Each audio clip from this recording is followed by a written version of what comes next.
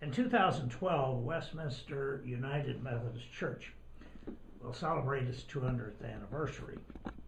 Mildred Shipley is a lifelong member of that church and a lifelong resident of Westminster, Maryland. My name is Richard Mars.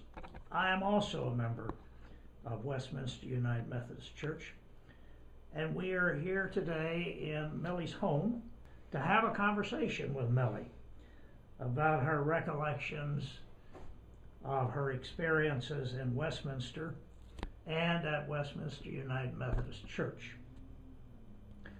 Millie, I would like to begin by talking about your family. Your family is so well known and really quite legendary in Carroll County and in Westminster. I'm prejudiced. And at Westminster United Methodist Church. In fact, if you look at the Westminster Verizon telephone directory, you'll find 42 separate listings for the name Shipley. And that doesn't include the business listings. I'm just talking about the residential listings. So the name Shipley is important both in this town, in this county, and in our church. I'd like to talk with you today about your family.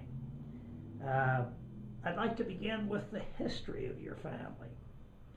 If you could tell us when your family first came to Carroll County and Westminster, where they came from, what brought them here, and what they've been doing here all these years. Just tell us in your own words about your family and about those things. The Shipleys came here from Yorkshire, England. There is a town named Shipley in Yorkshire, which is the largest county in England, and it's an industrial town. They came basically for economic and religious freedom. They came to Annapolis, first of all, in 1689 and settled in that area and then spread out from there. They loved the land, and they were farmers and landowners in England, and they were the same here in Maryland. They've branched out to do many things, from farming to being members of the state legislature at times. The person that I remember the most, and we loved him dearly, was my grandfather. He was a doctor. He was one of 9 children, and his sister also became a doctor, which was unusual for the time. He was born in 1856, so he grew up during the Civil War period, and he doctored up here in Westminster, and his sister was in the Sykesville area.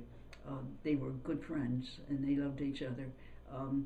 He married my grandmother, Laura Genevieve Lambert, who was a teacher.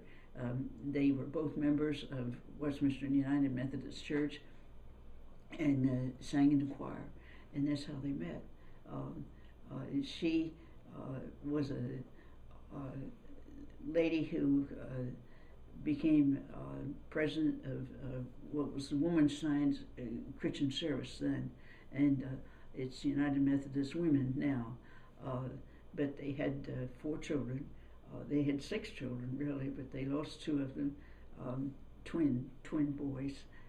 My father was the oldest, and my aunt followed next. My dad was not healthy. And as a matter of fact, World War I helped him because he had both an inguinal and a hiatal hernia, and they didn't operate like that before World War I. But in World War I, of course, there was so many injuries, and they expanded their operations. So that he got operations at the University of Maryland. There was a Dr. Shipley, who was a distant cousin, who operated on him there. And by that time, he and mother had 2 children, a boy and a girl. My older brother, Paul Royer, and my sister, Helen Louise, and they decided to have more children. Dad was better, the war was over, and the farm was doing well, so Dan came along, Daniel Fillmore Shipley, and then myself. And they ended with me. So they had 2 boys and 2 girls. We were like separate families, really, because there was 10 years difference. Really 13 years difference between my older brother and myself, and 10 years difference between my sister and myself, and 3 years between Dan and I. We also were friends. My mother was a very gentle person, but she also believed in family, and family should get along. You shouldn't fuss and do this sort of kind of thing. And we loved her very much and felt lucky to have her. My father became quite ill with Parkinson's disease, and that changed our life considerably because we realized, and he realized, he could no longer do the work on the farm.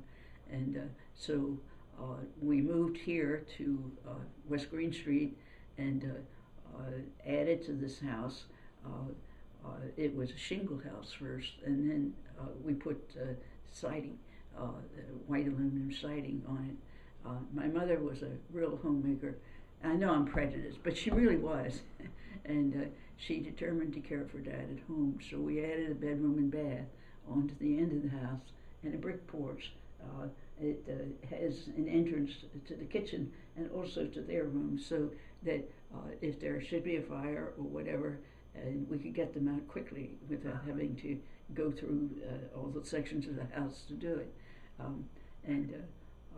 Dad liked to sit on this brick porch, and we used to have a Japanese maple here that was perfectly beautiful in the fall. It has, if you know Japanese maples, they have tiny little leaves that turn red and gold, all of them, all those colors. And of course, we were sad when the tree finally said, "I've sheltered you, I've welcomed you, I've had enough." And we took the tree down earlier, just this past year, really. It had seen some damage in some of the hurricanes that had come through, and we were afraid that we had taken some limbs out of it that were damaged by the storms, but we nevertheless loved it and decided not to put another tree there, so that there would be, we planted crepe myrtle under the tree so that it wouldn't be bare spots and whatever. My mother and Dad were both gardeners, and he loved to give her roses for her anniversary. We used to have 40 of them. They were married more than 42 years. He died in 1960, and we had all these roses down in the lower yard, and we have 2 left. There's one that the arbor-like rose that's on here at the side of the house, and then one that's right beneath their bedroom window, and it's they were hybrid tea roses, so they were strong roses, and Mother used to go out early in the morning and check them. We had used to have infestations of Japanese beetle, and they just would cover the rose and consume it completely. And we did everything. Neighbors used to laugh and say, we put out traps for the Japanese beetle, and of course that drew them from everywhere else. Give them to your neighbor. Yes, and they said, "We really appreciate you working on those Japanese beetle," but it was quite a job. Millie, what was your grandfather's name? Daniel Fillmore Shipley, and Dan carries his name, my brother Dan. He was a wonderful man whom we all loved. Mother used to say she felt better just knowing he was coming, because he was their family doctor. What was his? Was he a general practitioner, or he was homeopathic? Okay. And a general practitioner. He taught Sunday school in our church for 40 years. He named Fidelity Bible class, and when he went to heaven in 1932, they put a plaque on the corner of the church honoring him, and planted a garden and trees and shrubs and things of that sort in front of our church also to honor him, because they knew he enjoyed gardening and liked it and whatever. So the garden, of course, is, well, the church is very different now. I have a plate of the old church. I'll get it, and you can see what it looked like. Okay. Isn't it different? Yes. Really? What was your father's name, Millie? Paul. Okay. And your mother's name? Paul was he was the oldest, and he had no middle name. And somebody commented on that, and Grandfather said, "Well, the Apostle Paul will be enough for him to live up to." That took care of that. And but, what's your mother's name? My mother's name was Laura Maria Royer, and she lost her mother when she was just 9, and was very close to her dad. And her dad liked music and movies and things of that sort, and that's where Dad first saw Mother. He was there now this is a long time ago, because they were married in 1912. But anyway, he saw her at the movies, and he was there with a friend, and he said, "Who's that?" And she said, his friend said, "It's a cousin of mine. You want to meet her?" Well, he kind of lost his nerve, so he arranged for a meeting later. And his friend took him out to their place, and the situation took off from there. But no, she was like Dad. She enjoyed music and dancing and all that good stuff. And Dan Ellie, my brother who bears his name, he and Ellie like square dancing and round dancing and whatever, and they do it very well. Yeah. Of course, I'm not prejudiced, but they really do. They're good at it. Where was your original farm? Where was your father's farm? It was out on Pool Road.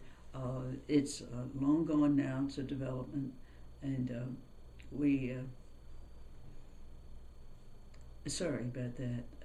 When Dan came home from the war, we needed a bigger farm, because he decided he wasn't going to go. He was a smart guy, but he decided he liked farming and enjoyed it and knew something about it, and that's what he wanted to do. But we had a person who was interested in buying land, and he wanted our farm, and he just bought the land around it, so that it was all gone by the time Dan came home from the war. So we looked around and found a farm out in Bachman's Valley, old Bachman's Valley, that had been built the brick house had been built in 1824 by Mother's relatives. The Royers had settled out there. The Royers came from France in 1719. They were French Huguenots, and in other words, French Protestants.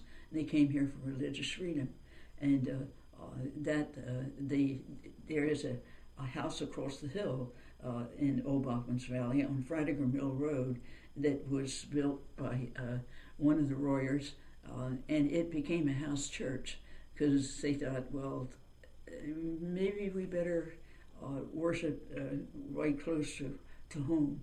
And they didn't know how long the religious freedom was going to last and whatever.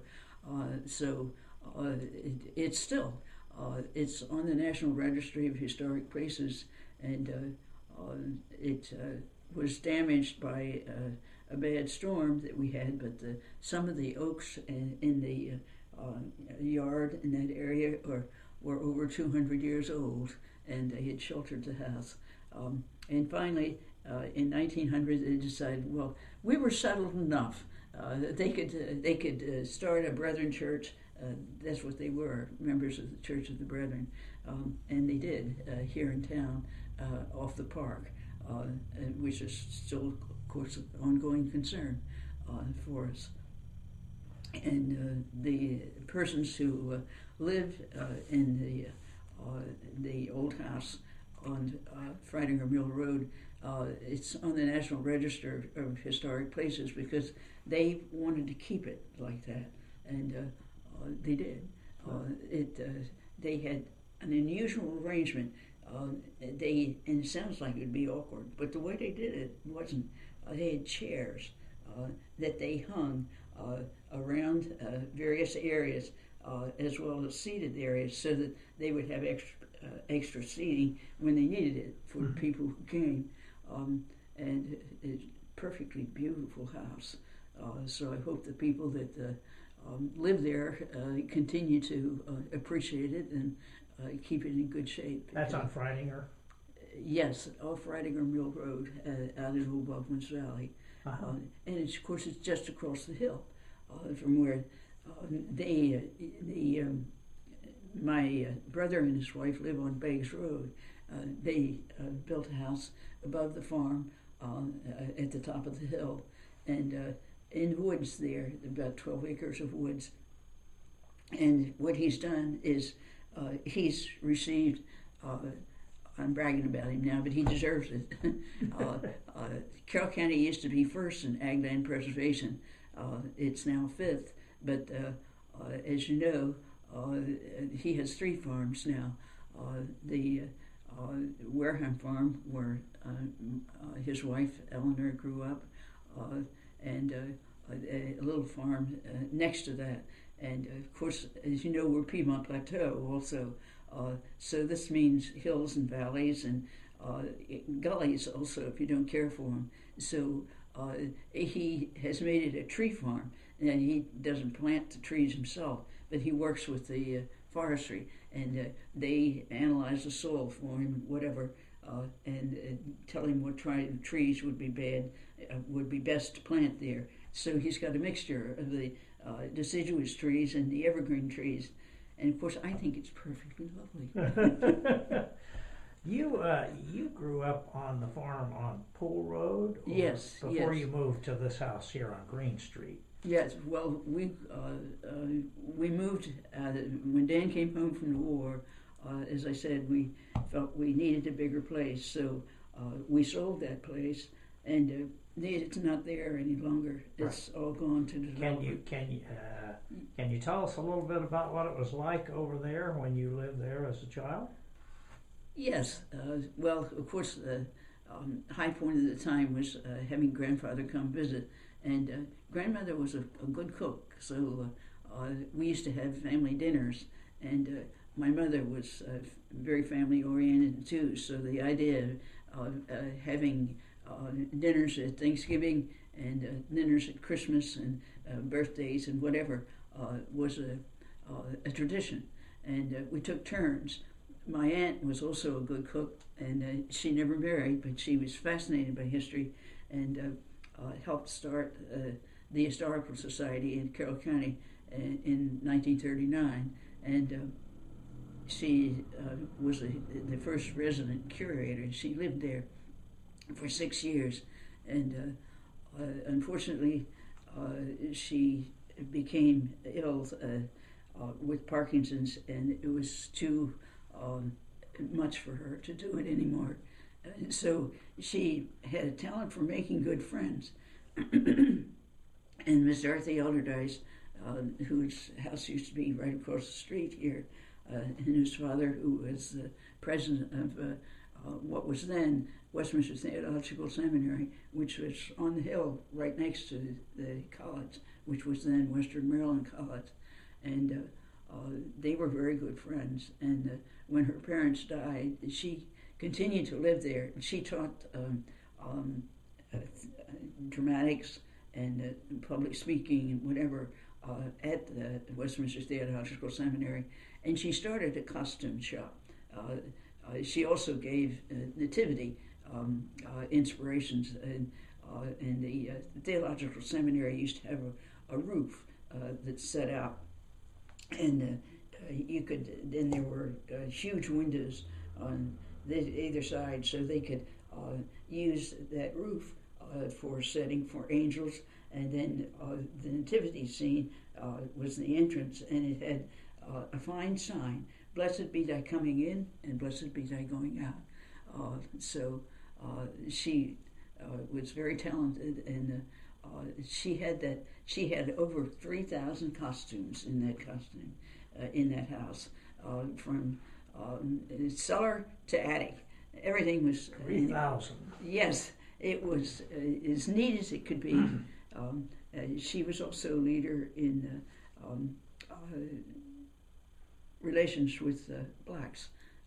She felt that they should be educated and they should be given the employment that they deserved. And she had two women who worked with her, Mary and Margaret. And Margaret did the cooking and cleaning and whatever, and Mary helped her with the customers, bring things down from the attic or the basement or whatever. And of course, all those things had to be cleaned and darned and cared for, but you could depend upon Miss Dorothy. Oh, the costumes. Yes, yes. And she did it very well. When Miss Dorothy went to heaven, a lady attempted to carry that on, but it didn't work, and they eventually sold the costumes. But I know Mr. Eaton, who was a fine English and dramatics teacher at Westminster High School, always went up to Miss Dorothy's to get his costume for the plays and whatever. They worked together on it, and she would do the makeup for the kids for the plays, and he was quite a person. He had a cadre of teachers who worked with him. Miss B. Miller, who taught biology there for over 40 years, did the choir robes and things of that sort, making sure that the kids looked right and their bows and all that sort of thing were set well. And Mrs. Lou Ross Hawkins was the music teacher, and she and Mr. Eaton would work together on coordinating the music and the chorus and whatever. Herb Sell was there too. They were, we felt, a cadre of teachers who worked well together, and of course we felt that it was the community used to fill the auditorium for his Christmas programs and whatever. Because for the high school. Yes. Can we talk a little bit about life on the farm? Oh, when you were growing up? Yes. Life on the farm was challenging. What was the day like? Well, you got up at 4:30 in the morning to go out and milk the dairy cows. They were fine cows, but this was, of course, you didn't have milkers then. And of course we moved off the farm later, but Dan gave up the dairy herd in the 70s, but there weren't milkers. You did the milking. By hand? Yes, by hand, because they needed the steel and that sort of kind of thing for the war effort, and we realized that. So 4:30 in the morning, you were out there and you milked the cows, and I usually had one. We named all the cows. They were like family members, and mine to milk. I had one called Petunia, and she had a huge bag and little tiny teats, and so my hands were the smallest. So I had her job to milk, and we had a little goat also who would, and the cows had stanchions, and there was a little water container that they could push and get water. It came down in a little cup, excuse me, beside the stanchions. And the stanchions were made of cement. And he would walk along in front of the cows, and he knew that the cows had a spot here where their hair parted. Their horns, of course, came up like this, and this little spot in their hair would be exemplified that he liked to nibble, and he knew that they liked it rubbed. And so the cows would stand there with their head out, and he would be nibbling that spot. He was a character. He knew it, and he enjoyed it too. He was wonderful. And we had, of course, we had horses, and we had a Persian horse in particular. Dad liked them to have big box stalls so they had room to move around. And I'll never forget one horse. We called her Alice. And of course, Alice is my first name. Right. But she was a perfectly beautiful horse. She was a Persian. And she had a white mane, and she was not a sorrel, but not blonde either. And she had a wonderful disposition. But we used to talk to her and bring her apples, and that sort of kind of thing, because we knew they liked that. And she would look at us and we'd put the apple out in her hand, and she'd nip at it, but she never hurt us or anything like that. And we had another horse called Bird, who was a different kettle of fish. We loved to ride, and she wasn't a riding horse, of course. And I remember climbing on, and she would take me as far as a tree down beyond the meadow.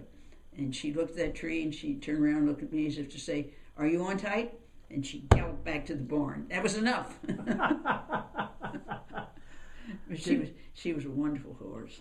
Did you actually use the horses to work the farm? Yes, we did. Tractors and things of that sort it didn't come in until after the war. Again, for reasons that I've already stated, we needed the seal and whatever for the war itself.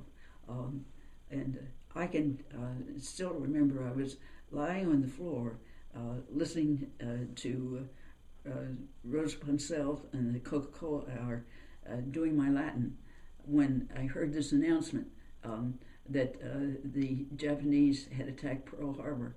And at first, I couldn't believe it, and none of us could, but we found out it was true, nevertheless, and of course that changed everything. My older brother had graduated from what was then Western Maryland College in 1936, and he was in ROTC, ROTC, and of course it meant immediately that he was off to that. And my sister was a librarian at Westminster Theological Seminary, and of course the Seminites were involved. Everybody was involved in it, and they needed to be. And she married a minister there, and became engrossed in his work. They had a parsonage over in Warwick, over in the Eastern Shore. But she lost him in World War II, and she came home to marry and to raise their baby daughter, who was my niece, Anne. And there are pictures of her over here. They're not good pictures, but anyway, they're pictures of her and her husband and their wedding. They were married in Little Baker Chapel up here, and they both belonged to organizations. They both went to Gettysburg College. And of course, I think she's absolutely marvelous. There's no good thing that you can't say about her that I don't feel as well. And Millie, getting back to the farm for a moment, did you have chores other than milking Alice? Yeah, that's for sure. Tomatoes were a crop then that Shriver's had a canning factory then, and we raised tomatoes and would take them in there to that, and picking tomatoes and weeding tomatoes, whatever, we all helped in everything. You had to, really, because the war effort, people could get more money working in the defense plants and whatever than they would make on the farm. But everybody, we cut corn, and of course now they have machines that do that. But no, we cut corn, and we had a mower that cut the hay, but we put the hay into sacks so it could dry in those stacks.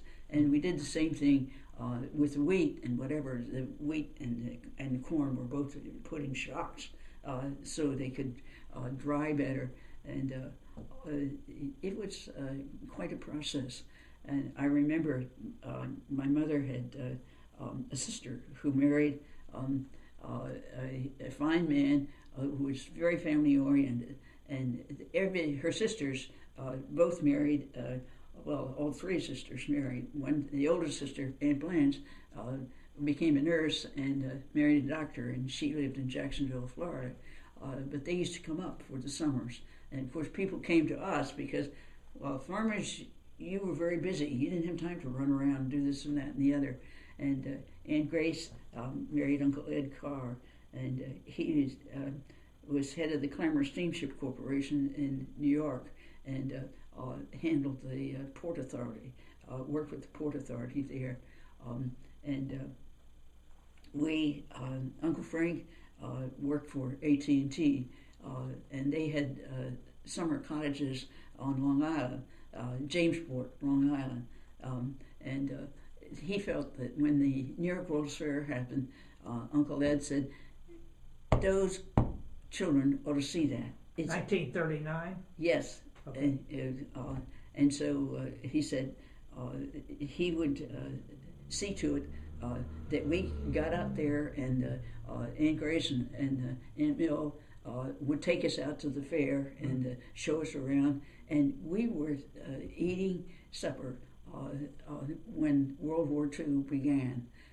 We heard the announcement over the radio as we were eating supper. And of course we knew that would make a lot of changes, just a lot of changes. What was Carroll County like back in those days, and the Westminster area? By that I mean, were there a lot more farms then than there are now? Yes, we used to, saving farms and putting them in ag-land preservation was a prime thing for me and for my family, and because we felt that well, it would be silly to not have agriculture and be able to feed your own people. You would spend so much money in trying to import it, it just wasn't practical. Carroll County used to be first in ag-land preservation. It's now fifth, but it used to, first in the nation. Of the 3,000 more counties in the United States, Carroll County was the top one in preserving ag land. That means that when you put your farm in ag land preservation, you don't develop it. You don't sell parts for development. You can live on the farm and whatever, but you don't sell it off for development. And Dan and Ellie, as I said, had 3 farms. They're all in Old Woods Valley. They aren't contiguous with each other. It'd be nicer if they were, but the home farm he and Ellie bought from my parents when my dad realized he could no longer do the farming and moved to Westminster. And he also, Ellie had tragedy in her life. Her father drowned while they were, the family had gone off on a picnic, and the older sister and her husband lived on the farm, and they said, why don't you let us keep the baby? She's only 2 years old, and you'd have so much more fun. And we would have a lot of fun too, because we enjoy her. So that's what they did. And she had 2 older sisters, and the 14-year-old sister had a cramp while she was out swimming, and the father attempted to save her, and they both drowned. So it was a horrible experience, and Ellie's mother died not long after that. But the aunt and uncle then said, we'll take care of Eleanor, and they raised her as their own daughter. Of course, she knew that they weren't her parents, whatever. The Wareheim place is, they Aunt Norma had married Walter Warehan, and that place is the place that Dan later bought. And of course, Aunt Norma and Uncle Walter long gone. But when you moved here, what year did you move here? 1950. Okay. And Dan had come home from the war then, and he and Ellie, and these are pictures of their 25th wedding anniversary party. They were and are a dear couple. What did you do after you moved here? I mean, you didn't have to I went to house anymore. I went to Western Maryland College. I won a scholarship there, and became a day student there. And of course, I guess I inherited some the love of the family for history, and so I majored in history and graduated with honors in 1948, and then taught in Harford County for several years, and then moved back home to Carroll County, and between the two of them I taught 37 years. To me, an interesting, challenging job. Did you always teach history?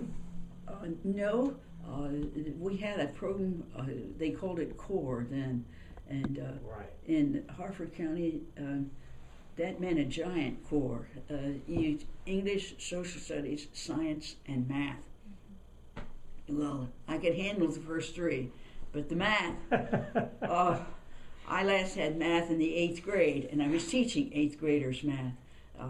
I was dating an engineer at the time, and he would take me out to dinner, and I'd take the math book along, and he'd say, you do this, this, and this.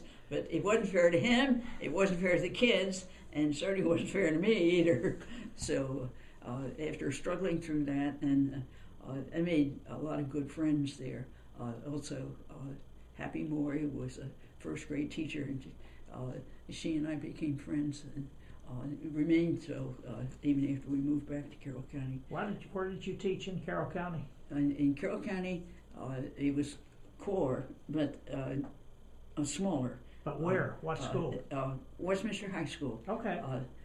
I taught at Westminster High School. I taught 9th graders at Westminster High School, and it's a combination of English and social studies. And then it became, they said, well, the core idea is out, really, because nobody can be qualified in two things as well.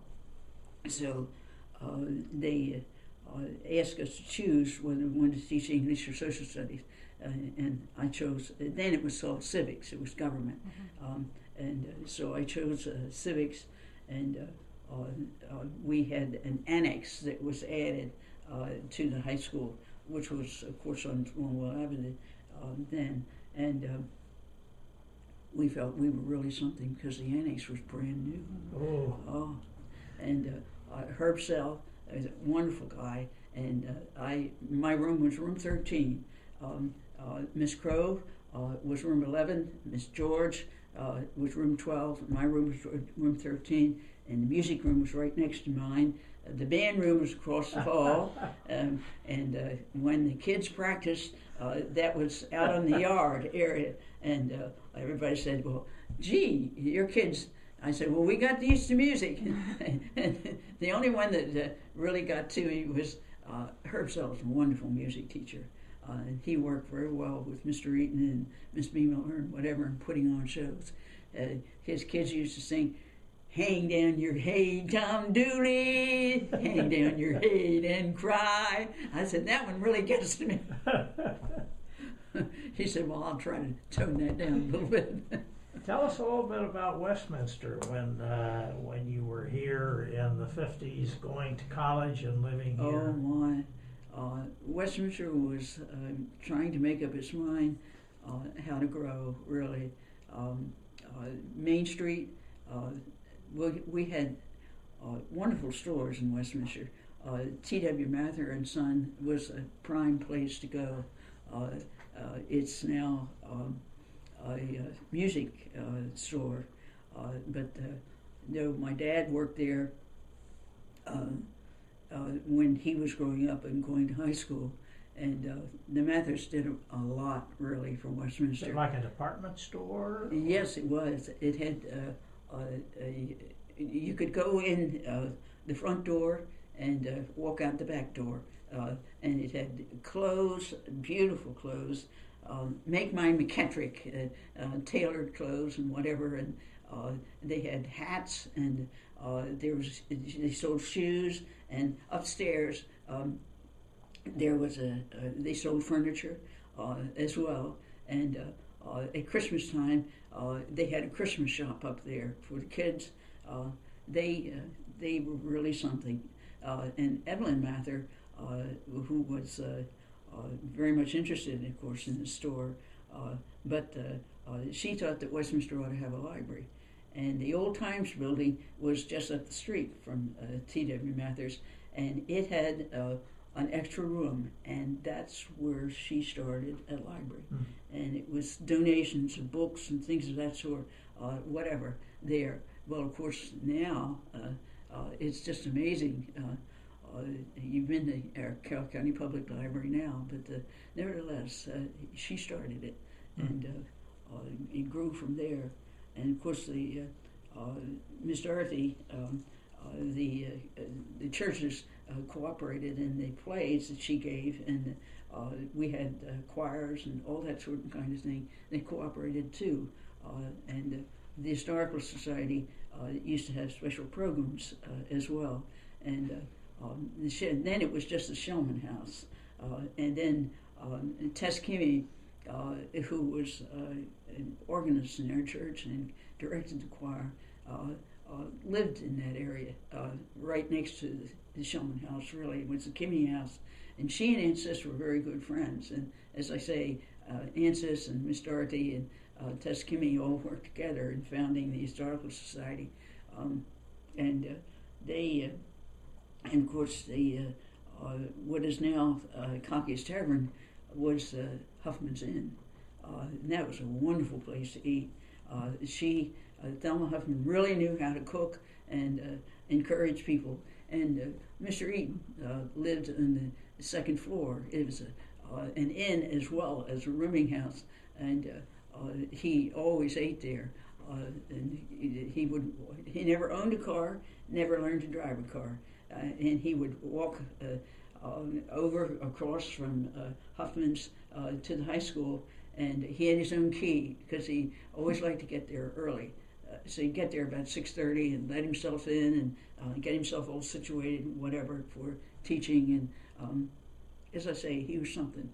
He was a legend, and he deserves to be because he gave us a good education. We stood when we recited in his class. And when I say recited, he had certain things that he wanted us to learn from Shakespeare, from poetry, whatever. And we could choose what we wanted to learn. And he had these little index cards. And he would call on us. So he'd flip the card and he'd think, oh, I hope mine is next. And, well, he'd stand and recite this or that or the other. And if you've read the Carroll County Times, you've read, and someone had said, those darned index cards scared us half to death, you know. This was Mr. Eden, William Grenville Eden. How do you spell it? E-A-T-O-N. Okay. And What did young folks do for entertainment and recreation back in the 50s? Well, we had the Opera House.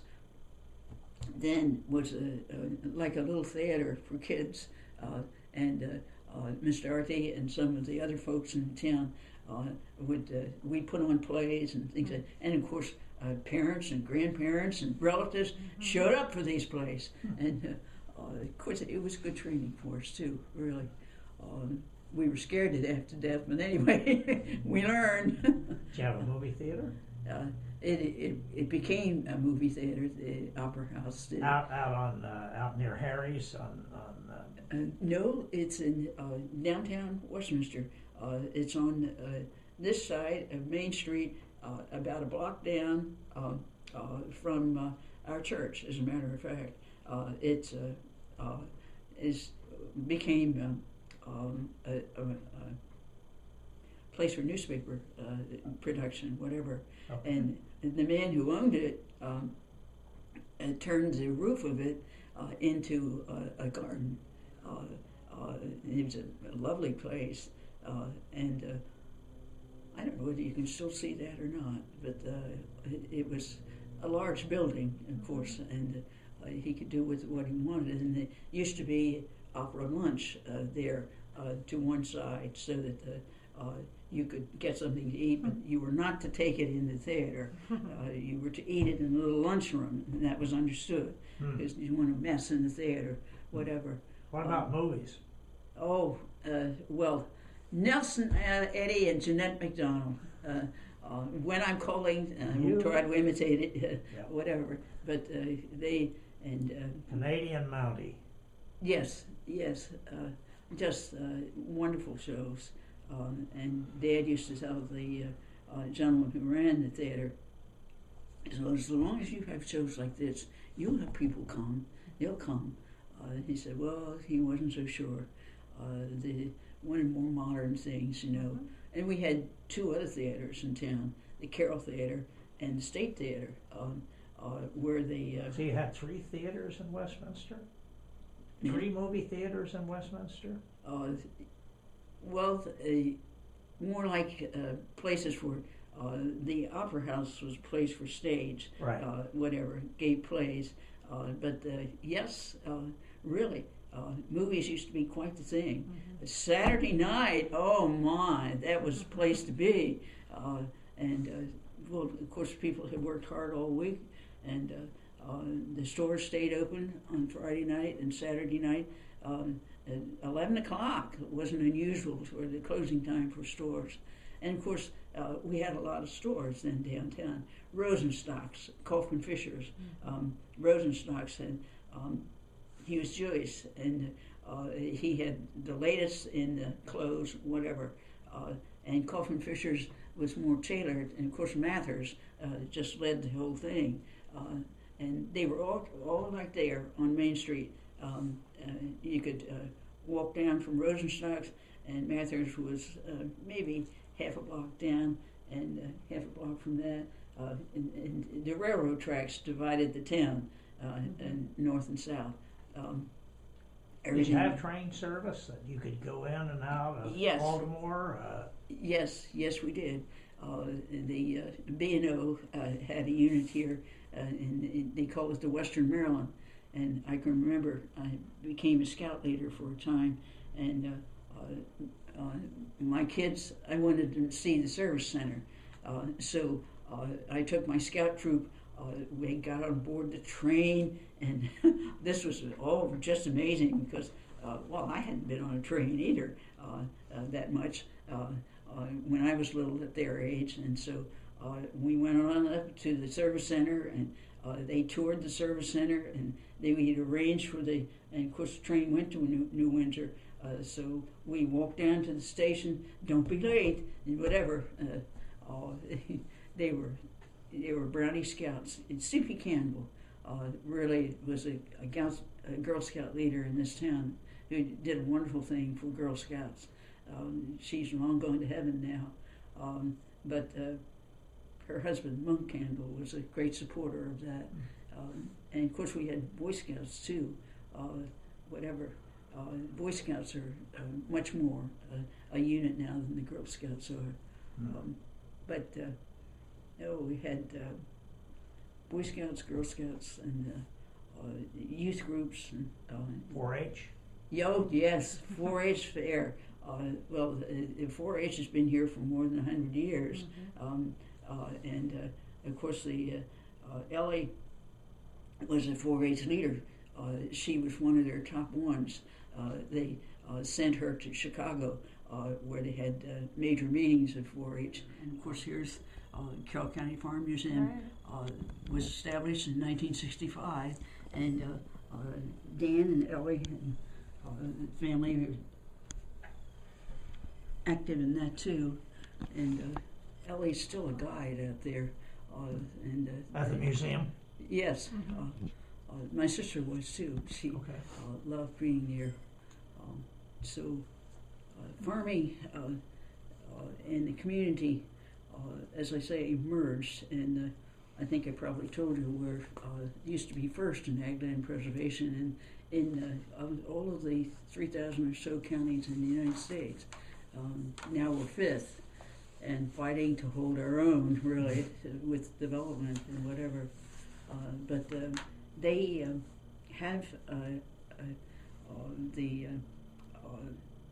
county commissioners and folks in the county government feel that this is important, and that the development of land it should be thinking of the resources and the service to the people and all that sort of kind of thing. So it's still an ongoing thing, and I used to go talk to them. Now this was in the 60s and the 70s when things began to change and whatever. And Theodore McKeldin was the unusual Republican governor of Maryland. And I say Republican because most of our governors have been Democrats. I don't have anything against the Democrats. They both have good ideas, and we need good ideas from both of them. Can we talk a little bit about the Westminster United Methodist Church now? Oh, yes. What's your earliest memories of the church? Gee, my earliest memories were being here very early in the morning to participate in because there were choirs. Mrs. Kimmy thought that there should be choirs for the little kids, and choirs for the middle ages, and choirs for the adults. Now, who was Miss Kimmy? For a long time, she was our, Tess Kimmy was our organist, and she was an excellent organist. She was very strict, and we had these little white surplices that we wore, and black bottoms and whatever, and we were on this side of the church, and there used to be. I thought the old church was lovely. I know the new church has some good ideas too, but the old church had two doors, and Jesus was above one door, and the choir, the adult choir, was over on this side, and then there was another door, and Jesus ascending into heaven was on that door. Well, we little kids used to come up from the bottom steps, and of course we were all dressed in our white surplices and whatever, and come up that and go across in front of the altar, and the altar was lovely. It was stair steps, so the pastor, of course, was as he is now, as she is now, I should say, able to overlook the congregation and whatever. And we all marched in, and it was a big choir. We had a lot of little kids, and Brian Locker, who was later superintendent of schools, was in that group, and we still have pictures of him, and he looks absolutely angelic. He's sitting there with his hands folded in front of him, very proper. Get this done. But they. What age were you when you had this memory of all these choirs? When you started? I guess I was about 9 or 10. Okay. Maybe younger. Did you have all those choirs in the same Sunday service, so that you would have the adult choir and the children's choirs all present? Yes. It was a full church, a very active church in the community, and it didn't have a soup kitchen then. We're more active in the community and lining up services like that. But we had rummage sales, and we had dinners, Thanksgiving dinner, whatever. Boss Church up in, I've forgotten the exact town where it was located, but it used to make a big deal of having Thanksgiving dinner, and the whole church turned out to help with these wonderful Thanksgiving dinners. And our grandfather died in 1932. He worked too hard, but grandmother would take us up there for Thanksgiving dinner, and we all lined up, and they had wonderful dressing and turkey and whatever. And I had to be excused from the table, and I used to save my dressing until last because I liked it so much. And by gummy days, when I came back, my plate was gone, and with it the dressing. No. I never did that again. Oh my! Guess they thought, well, she doesn't like it. She's not going to eat it, so and she's gone from the table. Whatever. No. Do you remember attending Sunday school here? Yes. Sunday school.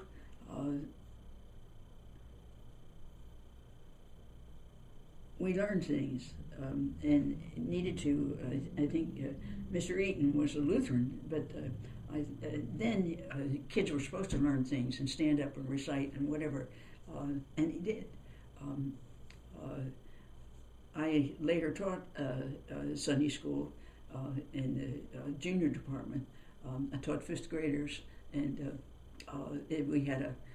Now it's a room it's on the second floor of the addition that had been added to the church, and we had fourth graders, 2 tables for the fourth graders, 2 tables for the fifth graders, and the sixth graders were over in another room. But we all came together for grouping, whatever, and we were supposed to recite things, learn things, and put up bulletin boards and whatever. And Marlon Warren was one of our teachers. He and I shared the fifth grade class. I had 11 kids in my class, and I think he had 12 or so in his. And there was a boy that we all felt sorry for. He was retarded, and his parents wanted him to have the Sunday school, but he was beyond whatever. And I remember he loved Mr. Warren, loved Marlon, and we used to give him the job of watering the flowers. Well, I remember seeing something unusual out of the corner of my eye. He was watering Mr. Warren, standing right here, and had the watering can over his head like he would with flowers. And Marlon didn't move, he didn't say a word. I thought, patience itself. He sang bass in our choir. He was a wonderful man. He was married and had children of his own. But we thought his patience went beyond whatever. Do you remember a Sunday school teacher when you were attending Sunday school that you particularly liked? Oh, well, Dr. Berthoff was a professor at the college. Dr. Berthoff? Berthoff, right. Berthoff. B-E-R, yes, I think that's right. I'd have to see if it was a double F or not. But, okay. Anyway, he had 3 children, a daughter and 2 sons, and Max was our junior class president when they later moved out of this area, and he got a job teaching. Well, he was a teacher at the college, and I think he taught at the seminary too. I'm not sure about the double job there, but they were a wonderful family, and the kids, their children, were good examples too. We had a lot of good ministers. Oral Robinson was one of our ministers in the 1930s, and he had 2 daughters. Joan was a beautiful little girl, had long curls, and she was the epitome of how a child should act if you were the minister's daughter.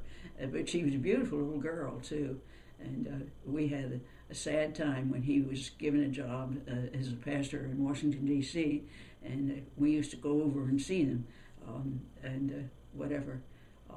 But they did a fine job here.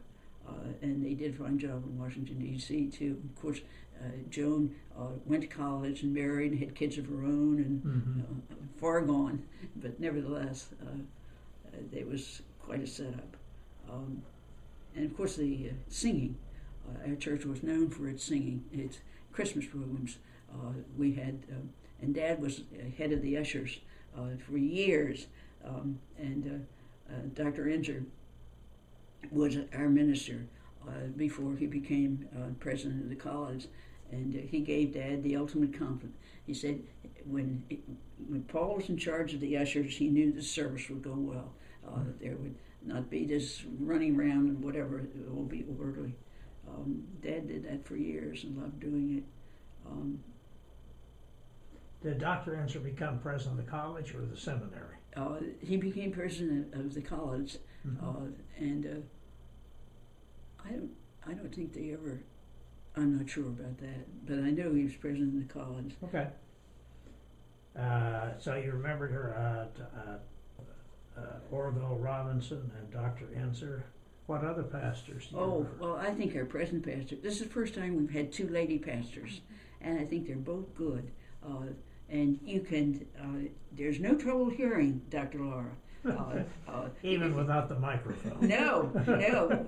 She enunciates. You can hear and understand her. And I had Parkinson's disease, and it's affected my hearing as well as other things too. But there's not a bit of trouble hearing her. And Pastor Kathy does a good job on that. Yep. But not as good as Dr. Laura. Right. Well, of course, she hadn't been at it as long either. Right. Give her time; she'll get there. And my brother has been. He made money farming, and he has given it to the community as well. He helped with the agricultural center, and it's called the Shipley Arena because he gave most of the money for it, whatever. And also because he was a farmer, and it was good to call for him. And he felt like Mother and Dad did, that stay close to God and you can't go far wrong. So we had a church library before the church expanded, but it was small and right next to the sanctuary itself. And then when different pastors said, well, we need to expand Sunday school, we need to help in the community more, we need a place where we can, and Lauren Gusselbeck, who was our pastor at that time, felt very strongly about the soup kitchens and rummage sales and whatever.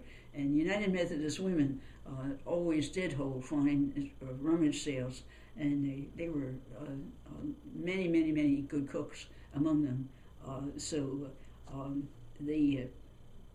I'm not sure that he started the soup kitchen or not. Who was this? Lauren Gusselbeck. He was our pastor in the 60s. And the 60s were turbulent times, as you know. Right. And they felt strongly about and he felt very strongly about going places too. He used to take members of the congregation. He took us to Israel, and we went to Over Amagal, and that was a real treat. And the Passion Play at Over Amagal, and I'm sure you've heard about. And it's just as inspiring as they talk about it too. And of course, it's all in German, but they had translations in English that they passed out among the people who went there. But he led a group of us there, and then a group of us went to Palestine, to Israel. And of course, he had been there a number of times. He's still doing that. We keep in contact with he and his wife, and of course they had children of their own. And she said, he's now semi-retired. And after that, she put "ha." Yeah. But he had a nice bass baritone voice, and she had a soprano, and they used to sing duets, not to take over the choir, but to merge with the choir. And he did a very good job of it. But I can remember traveling with him, and how he felt that he told us that over Emmergau we'd be impressed because the people of the village, well, you know the story, so I won't belabor it, put it on as a pledge for the plague being removed from their village, they felt by God. Yep. So they had promised that every 10 years they would put on this Passion Play. And I don't know whether you've been there or seen it or not, but it is hours long. And the people of the village do the job. And I remember Aunt Sis and Miss Dorothy went over in 1929 before the crash to see it. And they said they felt sorry for the man who played Judas, because everyone wanted to be around the man who played Jesus. But Judas hated person. Walk along by himself, whatever. But it is a remarkable play. And of course, plays that Miss Dorothy helped our church put on were good too. In our choirs, our churches worked well together. And I think they still do, basically, because there's a soup kitchen in every church every day in the community, so that the people that go there can depend upon one hot meal at least every day. Ascension Church, Episcopal Church, which is the oldest standing church in town, beautiful church, but they've added a huge section to their church. Judge Parks had a beautiful home on Court Street, and when he went to heaven, he never married. Very handsome man, he served 30 years as our circuit court chief judge. In this beautiful house there on Court Street, and when he went to heaven, they had an enormous sale and of course his family had lovely antiques and whatever, and the Episcopal Church bought that house and has added a section to it, and so that one of my sister-in-laws was an Episcopalian, and they had the service. She went to heaven 2 years ago. She was a wonderful woman. Married my older brother and made him very happy. They had 4 kids. They lived on the farm. More Shipleys. Yes. 2 boys and 2 girls. Is there any big events during the life of the church and your time there that you remember? Any particular celebration or event? Well, Christmas was always big, and we had and when Miss Dorothy was around, the pageants at the seminary always included some folks from our church as well, so that these, and of course, the Historical Society always had programs that people went to, and Tess Kimmy, when she died, she left the Kimmy House to the Historical Society, so that's the administrative building of the Historical Society now. And when the folks came to, her name's going right out of my, Thelma Huffman. When Huffman's Inn became too much for the Historical Society bought that, and it's now they have a gift shop there, and there's a Shipley room on the 2nd floor.